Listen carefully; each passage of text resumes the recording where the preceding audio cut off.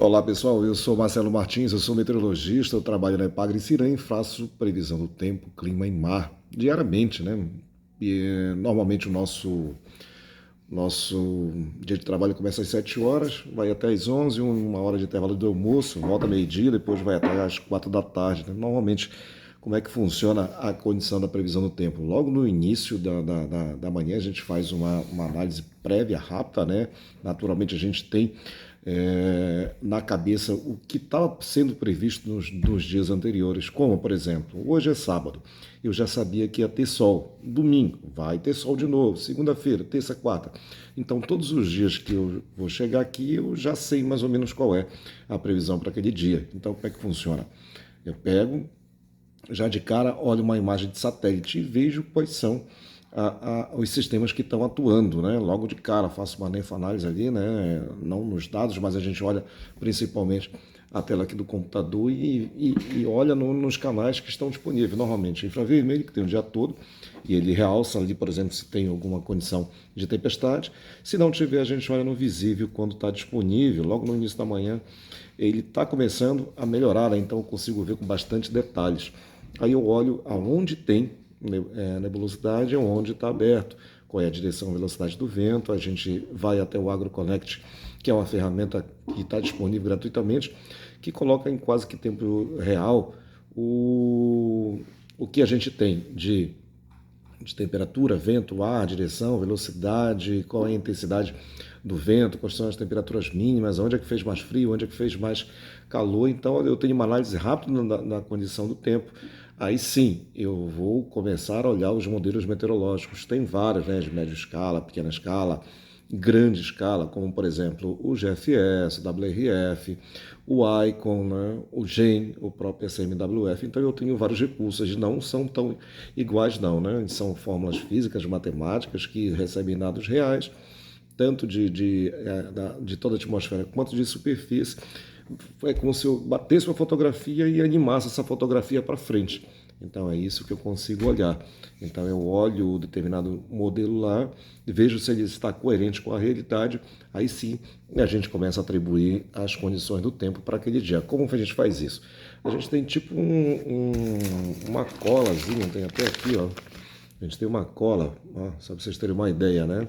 Por exemplo, o 1 é ensolarado, o 2 é sol com algumas nuvens, o 3 é sol com muitas nuvens, o 4 é céu encoberto, aí depois vem sol com nuvens e chuva de madrugada, sol com nuvens e chuva de madrugada de manhã, sol com nuvens, chuva de manhã, de madrugada à tarde, mais ou menos assim, né? Um código para a gente, toda vez que a gente botar o olho nele, a gente já saber o que está previsto para aquele dia e também para os próximos. Como é que se faz a previsão do tempo? Faz para o dia para até 5 dias. Essa é o normal, 7 dias e tudo mais. Né? Depois é só uma tendência um pouco mais generalizada. Por quê? Porque lá na frente muitas das vezes muda muito, às vezes muda de um dia para o outro.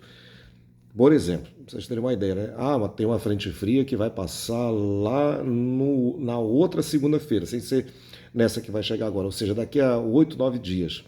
Então, ela pode passar na terça, como pode passar na segunda e pode passar no domingo. Não vai mudar muito em relação a isso, não. Às vezes os modelos vão se adequando, né?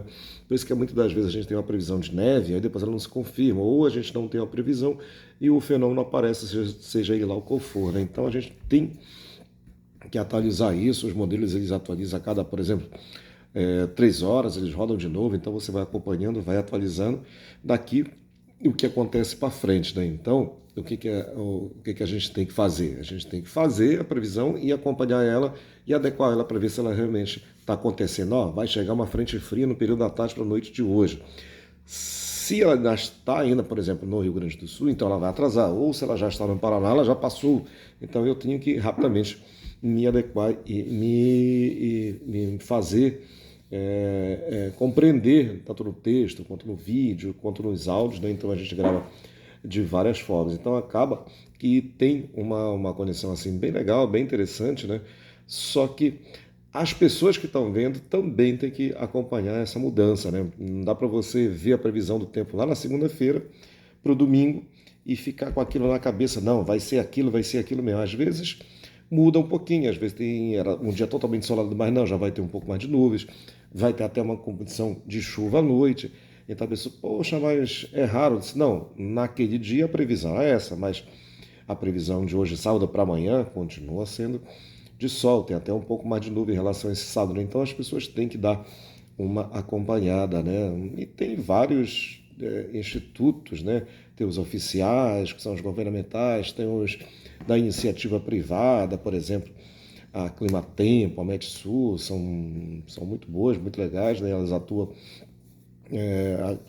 a Climatempo, por exemplo, em todo o território nacional, a Metsul mais aqui no sul do Brasil, tem a Pagre-Ciran, onde eu trabalho, que é uma empresa pública que faz para o estado todo de Santa Catarina, tem o CIGERD, que é um centro de monitoramento, que também fica, além de monitorar o tempo, ela faz a previsão do tempo também. Tem outras e outras e outras, né? Empresas da iniciativa privada, tem umas coisas bem específicas, tem a Métodos de Balneário Camboriú, tem a agência antigranizo, né? Tem a Climaterra, tem vários, institutos de meteorologia que você pode pegar o olhar, né? Agora é o seguinte também, né? Muita da gente acaba fazendo a previsão do tempo, mas infelizmente não pode. Por quê? Porque a gente é um profissional de meteorologia que estudou, é bacharel, se formou, tem conselho regional, como eu creio que a gente é filiado, por exemplo, né? Então isso acaba